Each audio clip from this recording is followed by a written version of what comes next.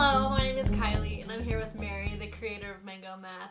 And in this video, we're going to be going over the 5th grade math kit. Each Mango Math kit comes with 20 lessons. This one is organized based on an acronym of our name, which is measurement, algebraic thinking, number sense, geometry, and odds and order. Each packet has materials for up to 4 students. That's because we want students to be communicating, collaborating, and working together to get to the answers. If you would like to have more groups play one particular game, you may make a copy of the lesson, but you would have to find the materials.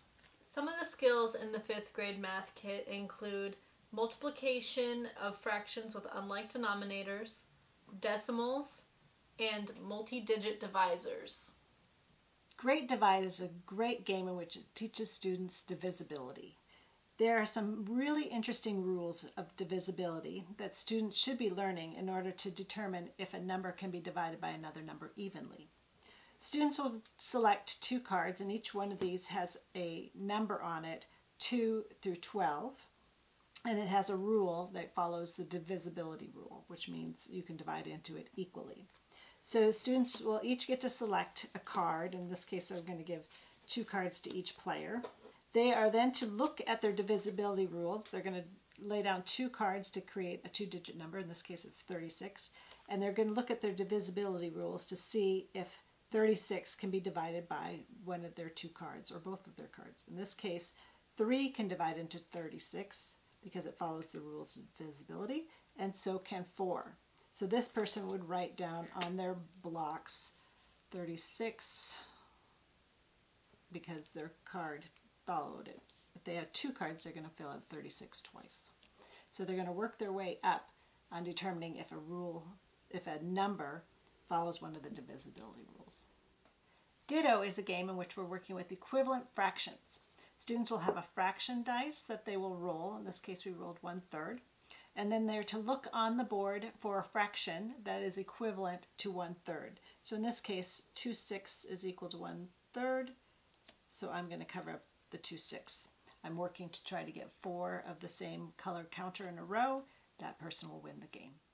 Golden Ticket is an activity in which we're trying to visually show to students what they're doing when they're multiplying fractions. They're given a fraction, a card that has a fractional amount on it. This is 1/3 of 3/4. They're first going to determine what is 3/4 of this candy bar. So you'll see that this section right here is 3 out of the 4 sections of the candy bar. Then they're going to determine what is 1/3 of that, and that's going to be this section right there. 1/3 of 3/4 of this candy bar.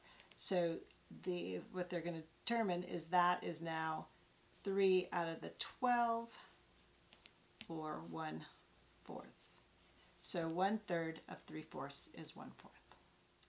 Decimal Roundup has students working on the rounding of decimal numbers. They're going to roll dice and spin the spinner to get a number. So in this case, I've got 564. And let's say I spun that 3 times and I have 368. So they have created this number. Then they're going to draw one of these cards, if it's tens, ones, tenths, or hundreds, which will tell them what the number they're going to write on this game board is. So let's say they drew a ones. So they're going to write this number to 506, and they're going to round up to the ones, which is going to keep the 4, and the rest will be zeros.